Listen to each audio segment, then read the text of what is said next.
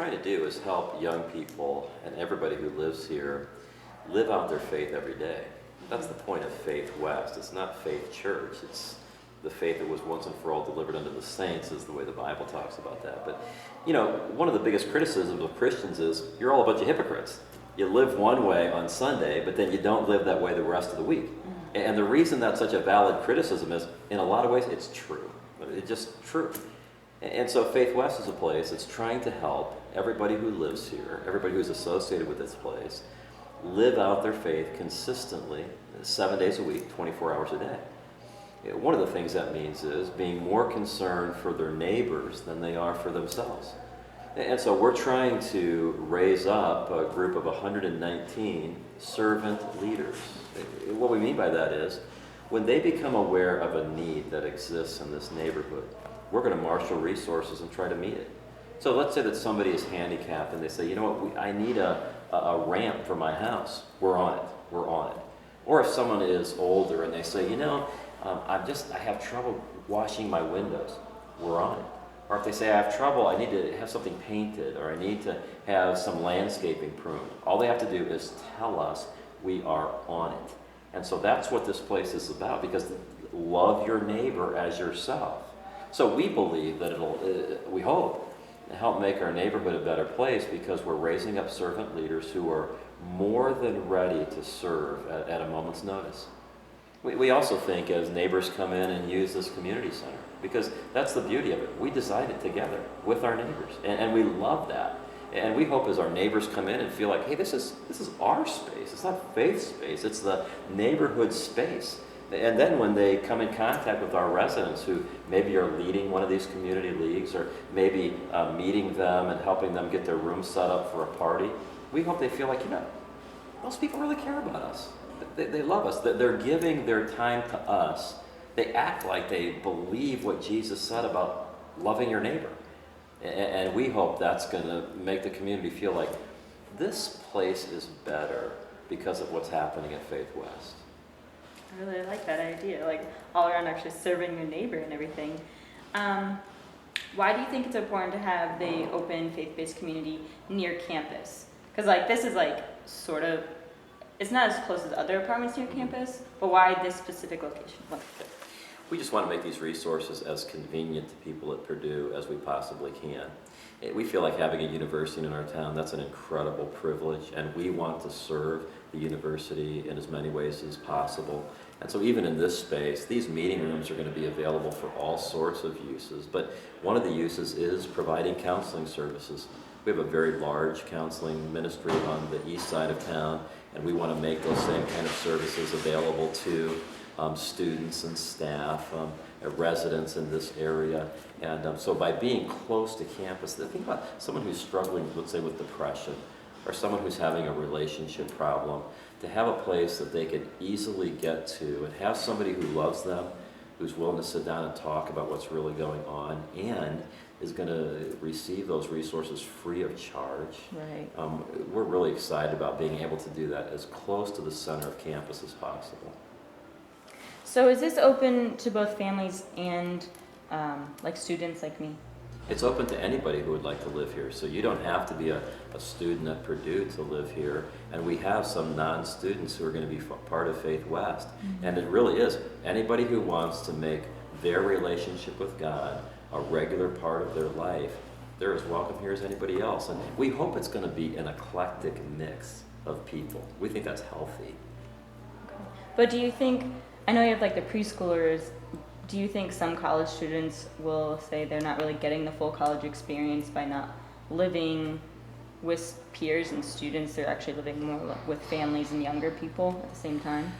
That's the beauty of a community like this. There's all kinds of housing options available. But I think there's going to be some college students who would say, I'm not sure I want the full college experience. I think it's healthy to be around college kids, but I also think it's healthy to be around families. It's healthy to be around children. It's healthy to be around neighbors who work at the factory. Because what do you think you're going to have once you take your first job? It's not going to be all college-age people. And if I'm not used to relating to people who are different than me, I'm going to have trouble plugging into whatever is next. Let's face it, if you go to Purdue, you're going to be with college kids a lot. That's called classes and everything else. But this gives an opportunity where they can also plug into other meaningful relationships that I think helps them be more well-rounded. Mm-hmm. I definitely agree with that. How do you think it will bring residents or your congregation closer together? Yeah. You know, we've always had at our church an Adopt a College Student program, and that's really been great. We've gotten to know people from around the world, and I hope it's been a blessing to them. It's certainly been a blessing to us, but now all the resources at Faith West are going to just make that so much easier. And, you know, not everybody wants that, and that's fine, but for a college student who says, you know what, I miss my parents. I miss back home. I'm homesick. There's nothing wrong with that. But for a church family to be able to say, you know what, we care about you. How about if you come over to our house for a home-cooked meal? How about if you come over and let some of our kids bounce on you to remind you of your brothers and sisters? Or how about if you just come to the mall with us? It's an additional part of the college experience that can help make it easier. You know, that's one of the sad things. Even a university filled with people, it can be a lonely place. We don't want anybody at Purdue to feel alone. And think about the international students who come here from a different culture. Can you imagine what that would be like? We don't want them to feel isolated. We don't want them to feel alone. We want to be part of helping West Lafayette to be a very welcoming community. So will you have international students here as well? Like, do you have numbers of how many families, how many students, how many are international? I don't have the exact breakdown, but we do have a number of international students who will live at Faith West, and we're so glad for that. Mm-hmm. You know, the Bible says it this way, that we're to welcome the stranger, and that's kind of biblical terminology, but what we mean by that is we want to welcome persons from different cultures, from different belief systems, all of that. We want to be a friendly place, and that's what's so nice about having these amenities this close to campus. We're going to have some specific ministries that are just trying to serve not just international students, but also their families. Think about coming here from a foreign country, barely knowing the language, and your spouse is in class all the time. That can be such an isolated feeling. Well, we want to serve those families. Wow. That's really cool. I really like the idea of faith-based housing in general. Before I did come, I looked over the lease, and what else goes into the questionnaire application that you give people? Like, who actually decides who lives here? You know? Actually, anybody can live here as long as they're willing to sign the documentation. And it's not, you know, it's not about rules, it's not about regulations, at least not from our perspective. It's about relationships. If a person wants to have a vibrant relationship with God, if they want to have a vibrant relationship with people that is consistent with their faith commitments, then Faith West is the place for them. And yeah, they have to look down through this list of things that they're committing themselves to and that sort of thing, but that's not why we built this place. We built this place to help persons cultivate meaningful relationships as part of their college experience. Mm-hmm. So when they filled out the questionnaire, how do you know that they're telling the truth of, like, you ask questions about what church do you attend and how often do you attend. How do you know that they're telling the truth behind all that? Well, you know, I mean, it is possible that someone could lie to us, I assume, but I think someone who did not want to live in a faith-based environment, they'd be pretty miserable here, you know, because, and nobody's perfect. That's not at all what this place is about. We're all growing together. But a person who didn't want to take their relationship with God seriously, it's just not going to be very comfortable for them. So, you know, we believe in letting people bring whatever baggage they want to bring into this, and we're not kidding ourselves. There's going to be some challenges to everything that takes place on this site. But, you know, there's an interesting principle in 1 Corinthians 13, the great love chapter, which says love believes all things. And so from our perspective, we give people the benefit of the doubt. We assume they're telling us the truth. And when I get to heaven, I would much rather have the Lord say to me, you know what, you were duped a few times. So people fooled you. Than for the Lord to say, you know, I brought someone across your path that you really could have loved, and you were such a cynic that you missed the opportunity. That's the way we try to be. We want to be a loving place where love gives the benefit of the doubt. Okay, I totally understand that. That's good example of it too. Um, so I would just want some clarification. Like if I was to live here and I sign the lease, I don't know how, like I'd be comfortable signing it, of course, but there are some questionable things in it that I would just like would want definitions of. So can you clarify parts like the vulgar speech?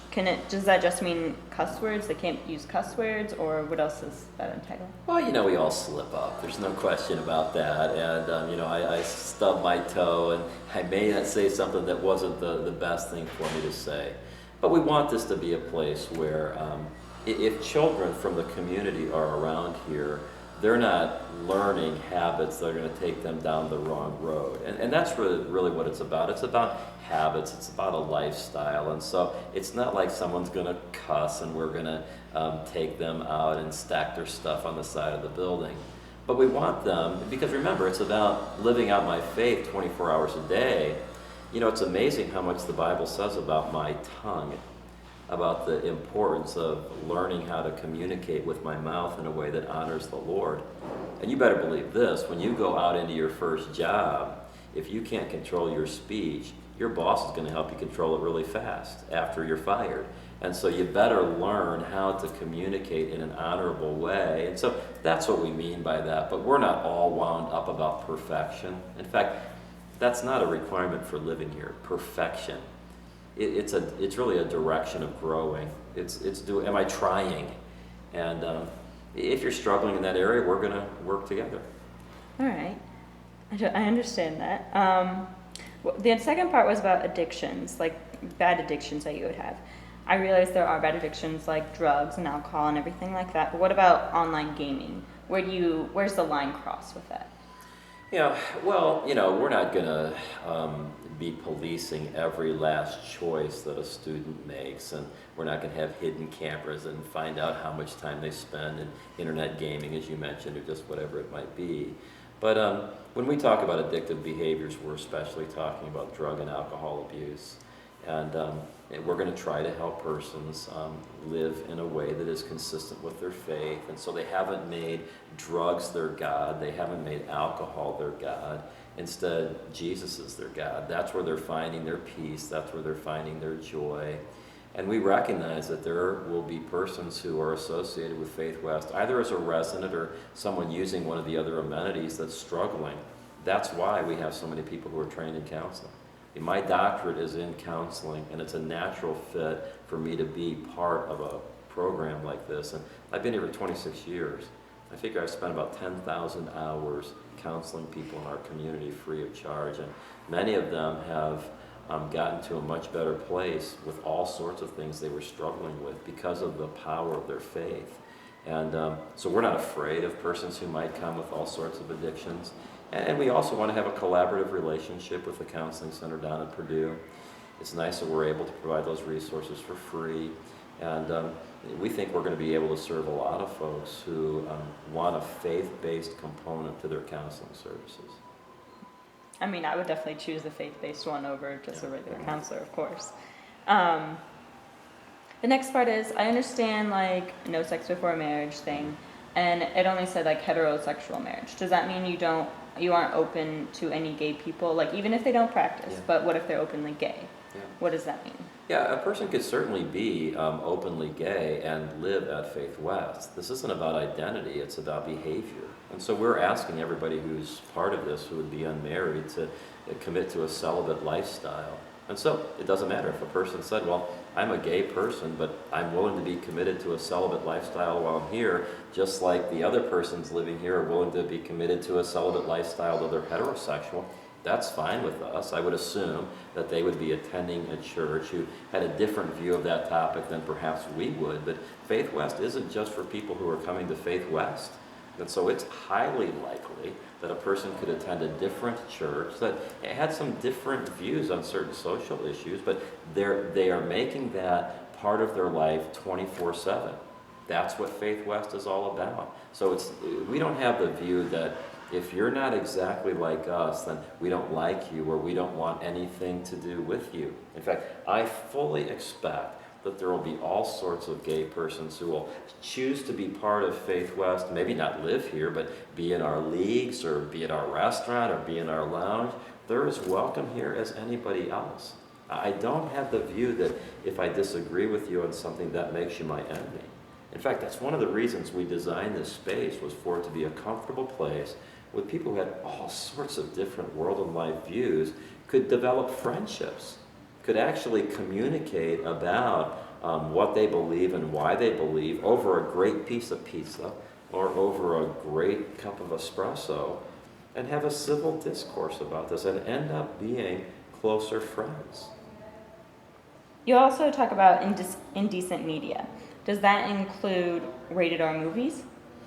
Well, I don't know that we've come up with an exact standard of what that means. It would certainly involve any kind of adult type entertainment, if that's the word that we're going to use. But, we're not going to police people when it comes down to, okay, tell us exactly what movie you watched, and that one had 2 cuss words, so we're not going to do all of that. What we would prefer to do is to teach principles, meaning what the scripture says, for example, about being careful about what you allow into your mind. And so I would rather talk with you about a biblical principle about being a good steward of your God-given mind and what you allow into it from an entertainment perspective, and then trust you to go away and actually make choices about specifically what that means, instead of coming up with the list of, here's the accepted music, here's the accepted, who wants to do that? And so we're more about, again, Faith West is about living out your faith. We'll explain what the principles are if you want us to, and then you'll have to decide the exact application.